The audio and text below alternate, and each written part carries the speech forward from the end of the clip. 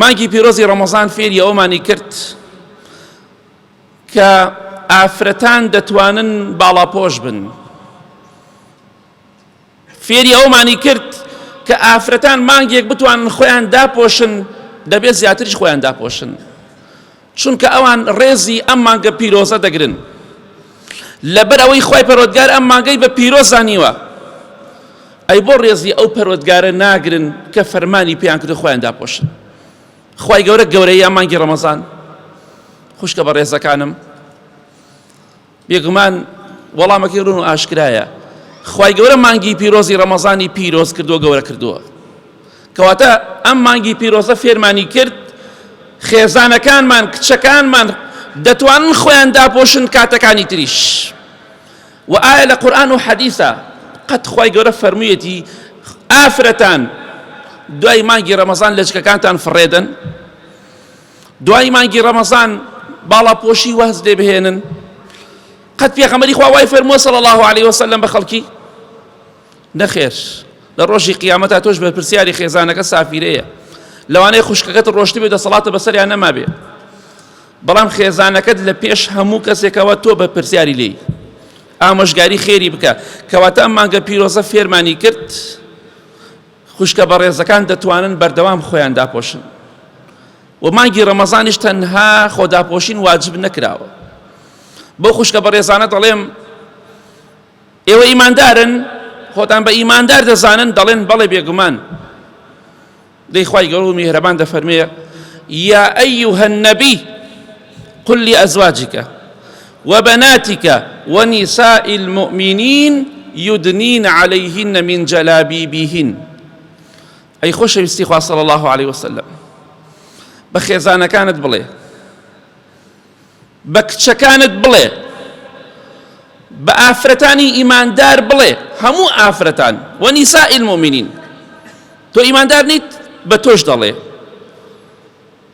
خۆیان داپۆشن، جلوبەرگی باڵاپۆشی و جلوبەرگی شەرعی لەبەر بکەن. کەواتە تۆ خۆت بە موسڵمان دەزانی بە فەرمانی خوا لە قورئاندا فەرمانت پێکرا خوشکی بە ڕێزم خۆت داپۆشی، نەک مانگی ڕەمەزان. خێزانەکانی پێغەمبەری خوا صلی الله علیه وسلم کچەکانی کچی سەحابە و ژنی سەحابە دوای مانگی ڕەمەزان چیان لێ هات؟ ئەمە شەیطانە دەیەوێت ئێمە گومڕا بکە، چونکە هەدەفی شەیطان چی بوو؟ لە قورئانە باس کراوە.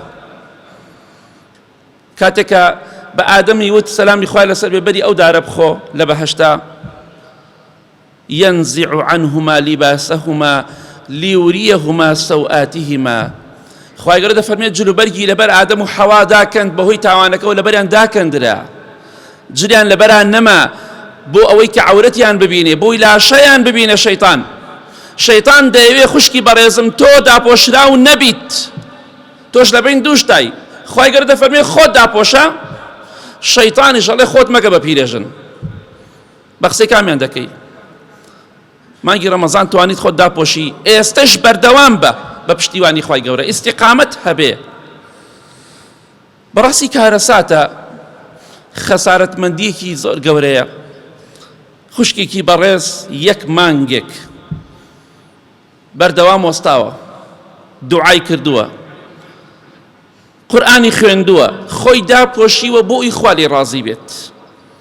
ئەمە کارەساتە، داوای کردووە خوایە لێم خۆش بە، خوایە گیان لێم ڕازی بە، بەڵام تەماشا دەکەی دوای مانگی ڕەمەزان لە ڕۆژی جەژنەوە ئەو جلەی کە خوا پێی ڕازیە فڕی دەدات، ئەو لەچکەی کە خوا فەرمانی کردووە بیدەی بەسەریا خۆی فڕی دەدات، یا دەیکاتە نیولەچک یا دەیکاتە ملی یا هەر فڕی دەدات.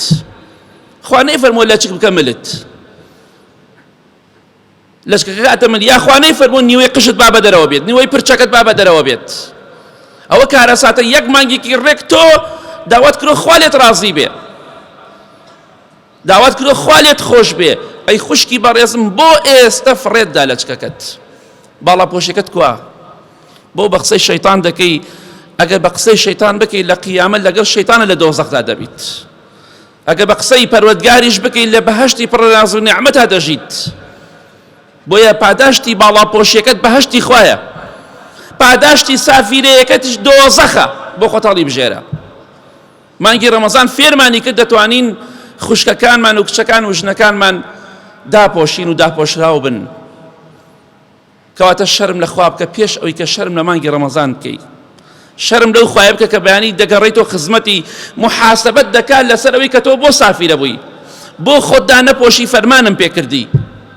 ئەو کاتە خوا غەزەبی لێت گرت. کەس هەیە فریادکەی خوشکی بەڕێزم؟ نەخێر.